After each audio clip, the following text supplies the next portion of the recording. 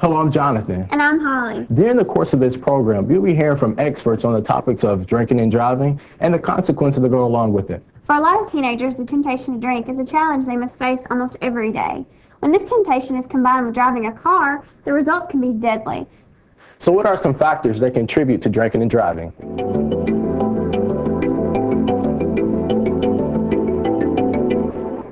Alcohol is probably the easiest thing to get because, I mean, everybody's always willing to give it to you, or there's always somebody older you can go to get it from. So, one of the biggest problems we face today is the mobility of this country. Everybody has a car. You walk out into high school parking lots where you might have seen a few bicycles chained to the fence and a half a dozen cars when I went to school. Everybody's got a car or a pickup truck now, and there's 50, 100, 200 cars in a school parking lot.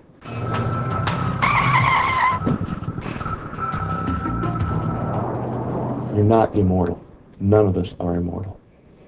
And you're not experienced yet. That's what age and life is all about, gaining that experience. Gasoline and alcohol always have and always will make a fatal cocktail. There are too many kids that get out there and drive and have had something to drink and don't come home at night. I've made, in 30 years, more than my share of notifications to parents. And it's not an easy thing or a pleasant thing to do. There is no good or nice way to tell a mother that her daughter is dead or her son is dead.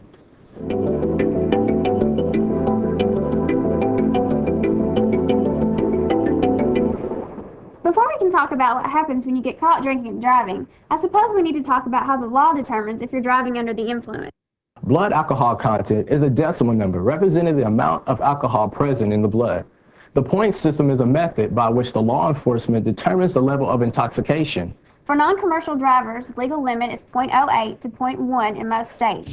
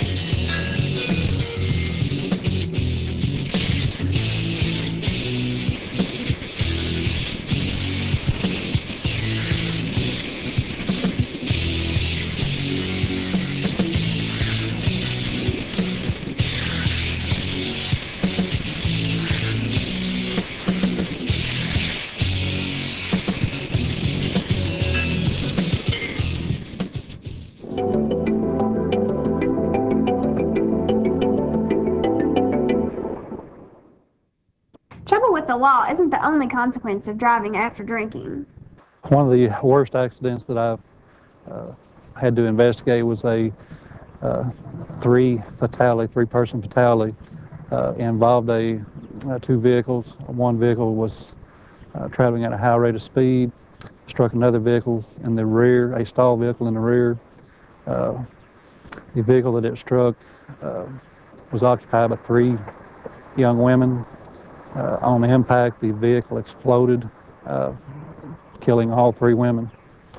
The driver of the other vehicle was under the influence of alcohol and drugs, and he was later convicted of 3 counts of murder and 1 count of wanton endangerment.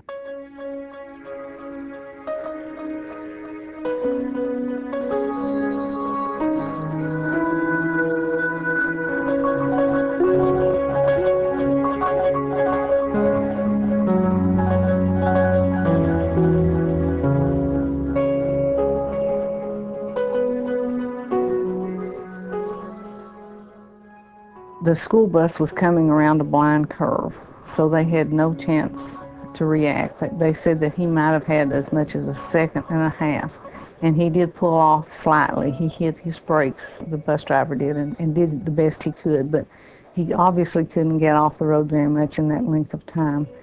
The pickup truck's right side hit the left side of the bus, and it drove the leaf spring, which is a part of the bus that's connected to the axle. It's a long metal rod, and that metal rod punctured a hole in the gas tank.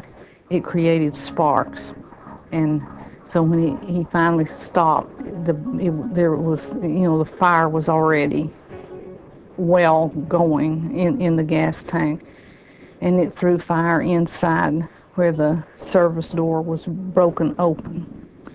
And the youth director was on fire immediately.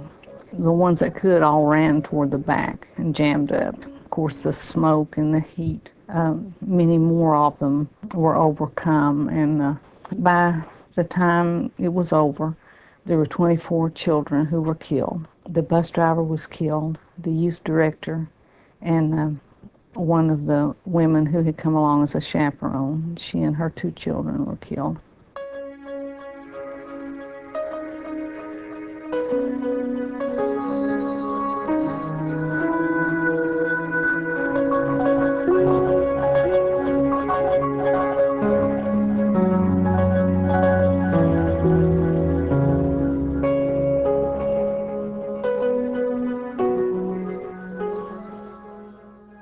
For hours that day, we were under the impression that Philip had been on his way home and that there had been 2 other cars in the opposite lane, and the car in the rear tried to pass the car in front of them, misjudged their distance, accidentally hit Philip head on and killed him.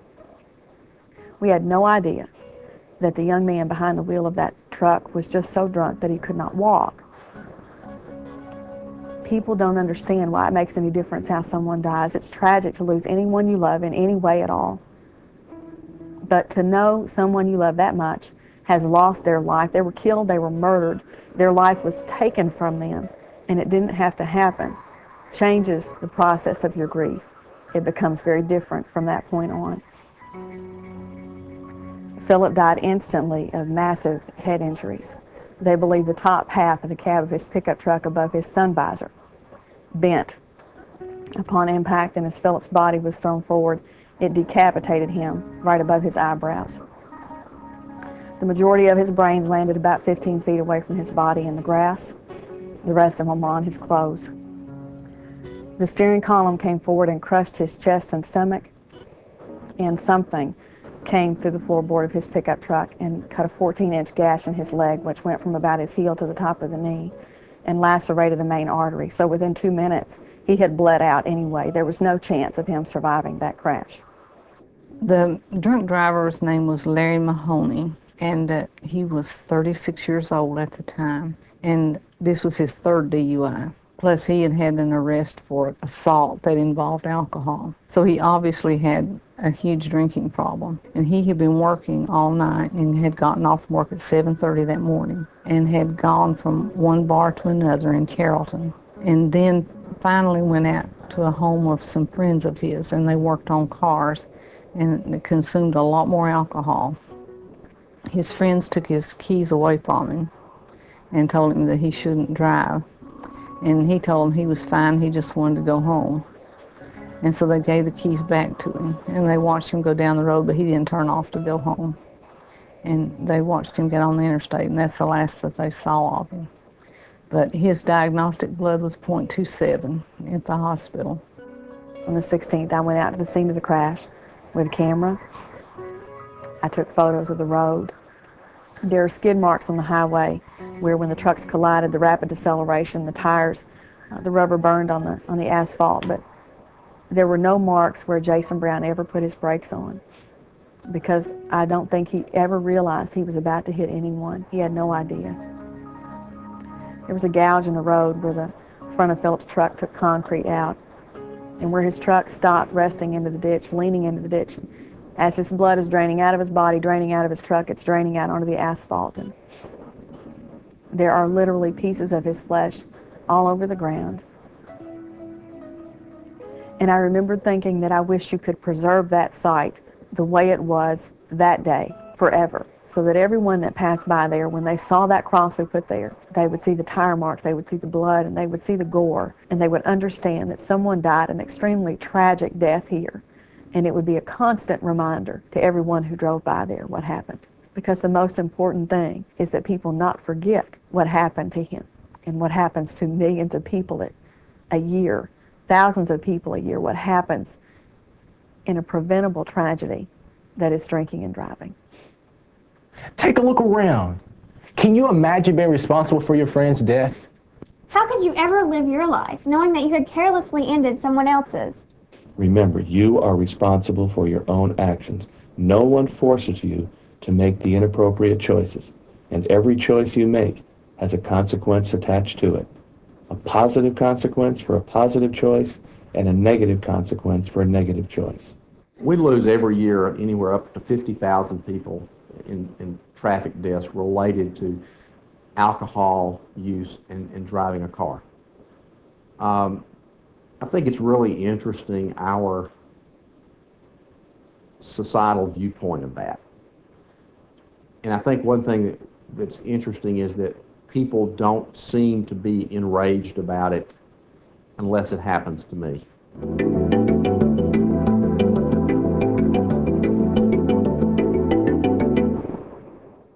The jury found Larry Mahoney guilty of second-degree manslaughter for killing the young people and the adults, which that is a nonviolent felony. And he would have served less than 30 days for each one of the young people he killed if that had been the only thing he'd been found guilty of. Fortunately, they found him guilty of first-degree assault for injuring the other young people. And for that, they gave him 16 years. Jason Brown was indicted on murder charges. His first court appearance, I remember expecting someone evil, wicked. You know, if I could see him, he'll look evil, and it'll explain how he could do something like this to my family.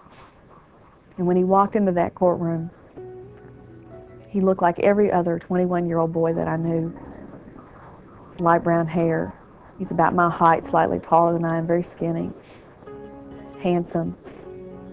He was still on crutches. His leg was still in a cast. And he walked into that courtroom, and the judge told him he'd been charged with murder and asked him how he pled, and he pled not guilty. In not understanding the criminal justice system, it was like a slap in the face. How can you say you're not guilty? We know you did it, and everybody knows what happened, and Philip's dead, and you did it. How could you say you didn't do it? Jason Brown was found guilty of not murder, but second-degree manslaughter. Shannon was just a special child. I suppose every mother says that about their child, but she really was. To lose someone that special, it really does something to you, and it has an effect that lasts, your entire life. So, we still do live with that every day.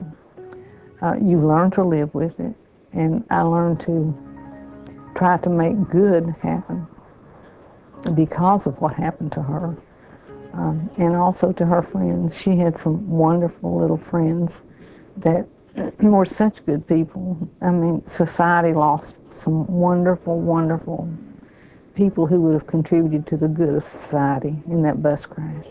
And when something is so easy to prevent, it's just senseless that anyone would drink and drive. Memories are a precious thing. And when you don't have the real person, the memories are all you have left, and they're precious, and you hold on to them. And sometimes they help you make it through the day. But memories didn't see his daughter graduate from high school, or watch her go to the prom, or walk her down the aisle when she got married. Drinking and driving is the most preventable tragedy there is. If I had a cure for cancer, I'd be a multimillionaire. There is a cure, an end to drinking and driving. You cannot wait until you've started to drink and then determine when you've had too much and then decide, I won't drive home, or I need someone to drive me, because you won't make that decision. You cannot drink and be responsible at the same time. You will not know when you've had too much. You won't feel it like most people think that they will. And if you've ever tried to take the keys away from someone who's had too much to drink, you know most of the time it does not work. You have got to make a choice before you start drinking, that if I'm going to drink tonight, not wait till you've had 10 or 12 or 15 or 5, but if I'm going to drink one, someone else will have my keys, someone else will come get me, someone else will drive me home. There is good that can come out of anything. The good is, hopefully, someone's life has been impacted because of our loss. Because of Philip's death, his death has touched their life. And maybe they won't make the same choice that Jason has. But if it can happen to Jason Brown, if it can happen to Philip Wathen, it can happen to you. It can happen to anybody. And if you continue to take that chance, eventually it will.